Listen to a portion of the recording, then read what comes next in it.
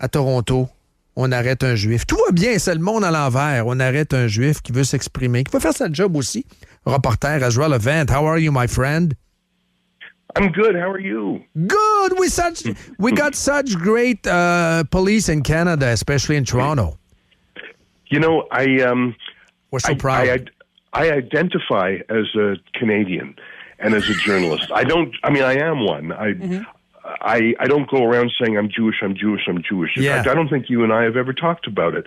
Perhaps once, but who cares about identity politics? Yeah.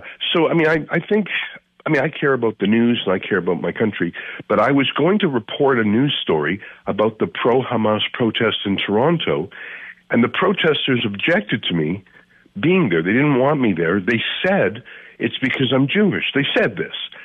And now I don't care. I ignored them. But the police said that my presence there was causing a disturbance. And I said to the police, I haven't caused a disturbance. I haven't even talked to anyone. I'm just filming this protest. But the police said, if you do not leave the sidewalk, we will arrest you. And I said, how come you are being the concierge for the Hamas supporters? How come you are, instead of upholding the law for me, why are you running errands for them? Well, they arrested me, they handcuffed me, they put me in a police car, they took me to a jail, they searched me, and they put me in a jail cell. No way. You spent a night in a jail cell. Not a night, but they kept me there for several hours until the protest I was covering was done. And then they let me go without any charges. But look, I wasn't doing anything. I wasn't hurting anyone. I wasn't trespassing. I was simply standing on the side. And I don't even, I was just holding my cell phone, filming what they were doing. But because I was Jewish, this mob said to the police, get him out. And instead of laughing at them, the police did it. Okay, we're going to translate. Dom, peut-être. Il disait, écoute, je m'identifie en tant que Canadien, c'est rare que je parle du fait que je suis juif. J'étais là, il y avait une manifestation, je voulais juste la couvrir, la filmer. Les manifestants voulaient pas parce que je suis d'origine juive. La police m'a dit que je créais du désordre par ma simple présence. Which is wrong because we got footage. Et si vous ne quittez pas, nous allons vous arrêter. Et c'est ça qui est arrivé. Donc, lui, il était comme, voyons, comment ça, vous êtes au service des manifestants? C'est quoi cette histoire-là? Mais il a été arrêté, il a été fouillé, il a été mis en dedans le temps que la manif se termine. Puis après ça, bon, on l'a laissé aller. Pas d'accusation, rien, là. What is going on with the police? Because I remember that last year, some cops, well, two things.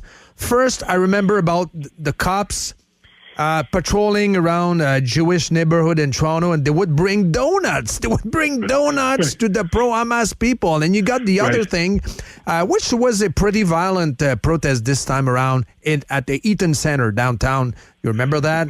And we heard about a cop being targeted by a mob and even being subjected to different kind of threats, even death threats. Film. We got that on footage. And nothing happened. And the cops, it seems like they were happy about it. They don't do anything about it. I'm not too sure about that, if you can do that in Canada, being, making a fool of yourself and threatening cops here and there. I'm pretty sure you're going to get arrested. That tells you much about the quality of cops in Toronto. You remember these two instances, right? Yes, I do. And compare it to the trucker convoy. The trucker convoy simply honked their horns and overstayed in their parking location. And Trudeau deployed riot horses, and he invoked a form of martial law. That's how he responded to the trucker convoy, which was peaceful, but it just was annoying to him. But here you have a large anti-Semitic crime wave, but it's not just targeting Jews. The riots in Montreal on Friday, they were targeting the city. They were anti-Canada. I mean, here's what I think is going on. I think three things are going on. Number one, police forces these days are woke. So it's like they have a kind of affirmative action. It depends on your race is how they will police you. Number two, I think politicians who direct police forces, I think that they are counting voters. And there's a lot of Muslims in Canada these days. Not all Muslims support Hamas, thank goodness, but many do. So if you're Justin Trudeau or Melanie Joly, you look around and you say there's 2 million Muslims in Canada. That's a huge voting bloc. I'd better tilt my policy towards them. And I think the third reason police are the way they are, is it's the path of distance. There I was, a middle-aged reporter who they knew if they arrested me, I wouldn't fight them. I wouldn't cause a riot. I would comply. Whereas if they stood up for my rights to be on the sidewalk, maybe the 20 or 30 Hamas protesters would do something violent. Who knows? So I think it's those three things: woke police, politically ambitious politicians who see the size of the Muslim vote, and number three, police just know it's easier to arrest me than to arrest a big mob of Hamas supporters. We're gonna translate.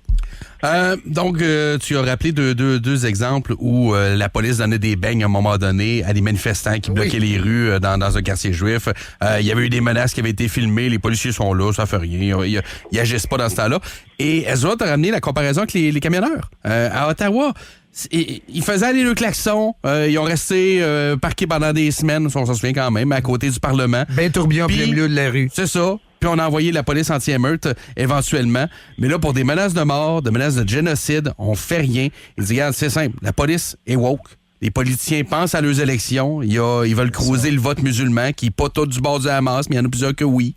Et au final, il y a une certaine mollesse. C'est beaucoup plus facile d'arrêter Ezra Levant, de le tasser, laisser aller à la manifestation, que de gérer ses libertés à Ezra, de faire respecter ses libertés, ce qui peut amener du grabuge. Très bien traduit. Last question. Are you suing the police? Are you suing the city? Yes, because this was the first time I was arrested. But we have another journalist named David Menzies. Oh, yeah, we love David. He's great. He has been arrested 5 times. I know. In this year. So that's it's like a joke, Ezra. It's like a joke. The guy's doing nothing, asking questions, and you got a bunch of cops just handcuffing him. That's kind of a joke, actually. Well, it is a joke, but it's an expensive joke. I know. A humiliating I joke. assume so, yeah. His wife is frustrated by that. We have to, whenever he gets arrested, we have to call her, we have to call a lawyer, we have to go to the jail. And so we are suing the government because we think that our Charter of Rights allows us to do journalism and allows us to ask questions. You know, I've done journalism in many countries around the world, from France to England to Switzerland to Australia to probably 10 countries. And Canadian police are amongst the worst comes to respecting freedom of the press. You remember you asked questions to Greta Thunberg in Davos, and you were not bugged by anybody. Yeah, and even more impressive, I don't know if you remember, but the CEO of Pfizer, Albert Bourla, we scrummed him and asked him very vigorous questions on the street.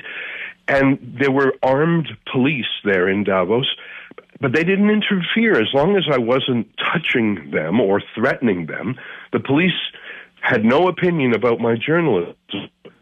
That only in Canada do police come in to save people that we just were planning to ask tough questions of. You might remember in January, our reporter David Menzies was arrested by Chrystia Freeland's bodyguards. Exactly. Simply for asking. So Canada has a free press problem. It's not just Iran and North Korea and Russia. Canada has a freedom of the press problem too, my friends. Thank you so much. And we support Rebel News. Thank you very much. Bye. Bye-bye. Donc, tu lui as demandé s'il poursuivait la police de Toronto. Il dit oui, non seulement pour lui, mais pour David Menzies. Je pense qu'il disait que ça faisait 5 fois qu'il se faisait arrêter. C'est ça aussi. Ouais, c'est sûr que c'est ridicule. Les vidéos sont ridicules, mais effectivement, il y a quand même des frais juridiques. C'est ça, chaque fois, il y a des avocats, puis ça coûte de l'argent. Va en prison. Alors que la Charte des droits, normalement, devrait nous permettre de faire notre job de journaliste, devrait permettre de poser des questions. Puis il dit, regarde, ailleurs dans le monde, dans d'autres villes, puis il a donné l'exemple de Davos, quand il est allé là pour le Forum économique mondial, il a pu poser des questions. Tu as parlé de Greta Thunberg, mais avec le boss de Pfizer, il est à côté, puis il dit, il y a la police là, qui est proche, mais tant que je suis pas un danger, tant que je le touche pas, tant que je le frappe pas, tant qu'il arrive pas quoi que ce soit, il me laisse aller, il me laisse poser mes questions, ils m'arrêteront pas. Il dit, on a un problème de liberté de presse au Canada. C'est très, très, très bon. Ezra Levant. Là, il y a un auditeur qui dit « Ah ouais, mais là, vous êtes trop complaisant. Il avait quitté la zone de journalisme. » Mais c'est pas normal qu'il y ait une zone de journalisme. C'est quoi, ça, une zone de journaliste? T'es dans le public. T'es dans la société.